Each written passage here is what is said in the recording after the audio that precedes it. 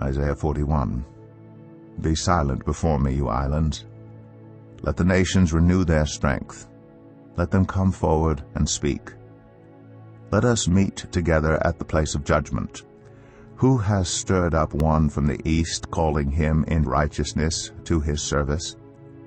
He hands nations over to him and subdues kings before him. He turns them to dust with his sword, to wind-blown chaff with his bow. He pursues them and moves on unscathed by a path his feet have not traveled before. Who has done this and carried it through, calling forth the generations from the beginning? I, the Lord, with the first of them and with the last, I am he. The islands have seen it and fear. The ends of the earth tremble. They approach and come forward. They help each other and say to their companions, Be strong. The metal worker encourages the goldsmith, and the one who smooths with the hammer spurs on the one who strikes the anvil. One says of the welding, It is good. The other nails down the idol so it will not topple. But you, Israel, my servant, Jacob, whom I have chosen, you descendants of Abraham, my friend, I took you from the ends of the earth. From its farthest corners I called you. I said, You are my servant. I have chosen you and have not rejected you. So do not fear, for I am with you. Do not be dismayed, for I am your God.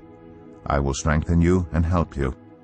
I will uphold you with my righteous right hand.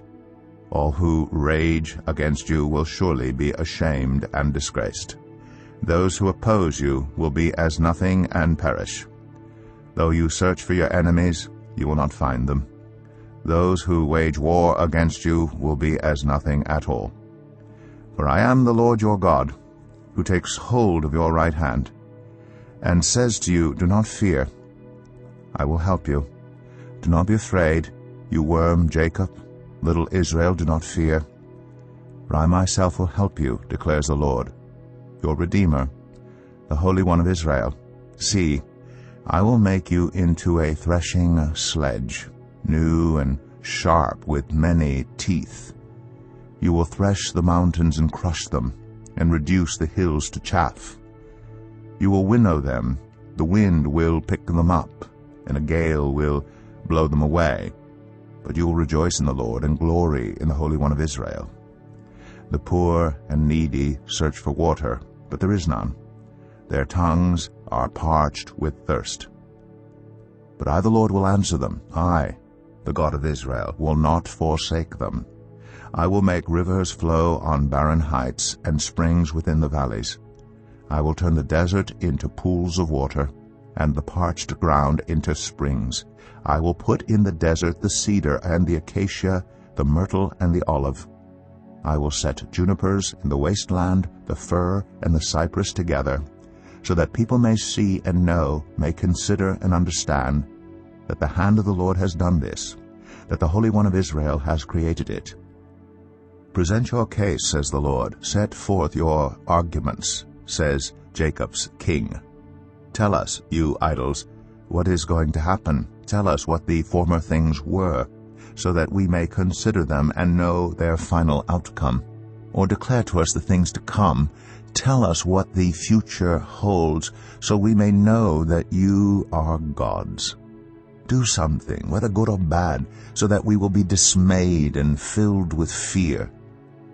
But you are less than nothing, and your works are utterly worthless.